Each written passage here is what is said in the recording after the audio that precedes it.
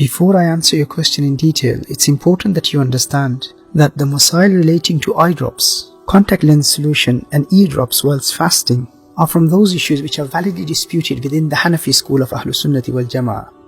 Now, whichever reliable, pious or trustworthy mufti's fatwa you follow from one of these two valid positions that is acceptable within the Hanafi school. The first position of the Hanafis regarding eye drops is based on the classical works of the Hanafi jurists, and that is that inserting eye drops into the eye or applying kuhl, antimony or what we call surma will not invalidate the fast. And in light of this position, contact lens solution will also not break the fast.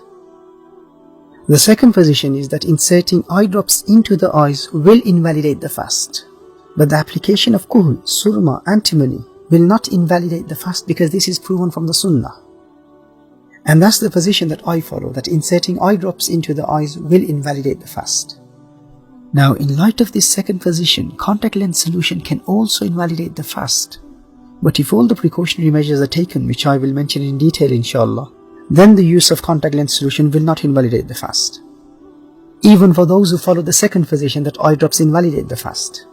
However, my recommendation and advice in this matter is that even if you're convinced by the first position that the fast will not be invalidated by inserting eye drops, if it is possible, then it would be more rewarding for you to still refrain from inserting eye drops during the fasting hours. And you should insert them during the suhoor and iftar time, even though your fast will still be valid if you use eye drops whilst fasting, because you have taken the fatwa based on the first position. But the principle is that to avoid the ikhtilaf of the ulama, if you implement the position wherein your deed, your amal, will be valid according to all the scholars, then that is mustahab, that is commendable. There is a greater reward for you in that, and that is closer to taqwa. So even though you believe that your fast will be valid, but you still refrain from inserting eye drops into your eyes because you know that in this case, your fast will be valid according to all the scholars, then that is mustahab. There is a greater reward in this. This is the adab for a mas'ala which is mukhtalaf fi, a validly disputed mas'ala within the mazhab. Now, in relation to eardrops, there are also two positions within the Hanafi school.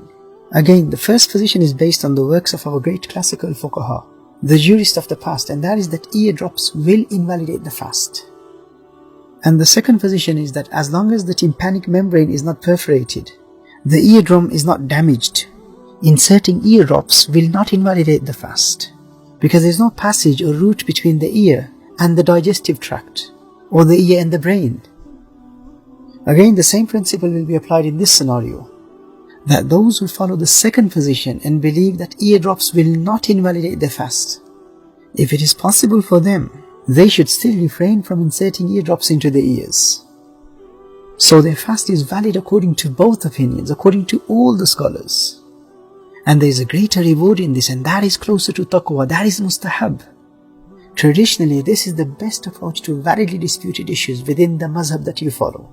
And this approach is unanimously accepted in light of the juristic methodology and framework of the four agreed upon schools of Ahlus Sunnati wal Jama'ah. Now that's the ruling in a nutshell for the three questions that you've asked about eye drops, contact lens solution and eardrops. And I follow the position that eye drops will invalidate the fast. Contact lens solution will not invalidate the fast provided that all the precautionary measures are taken, which I will explain in detail.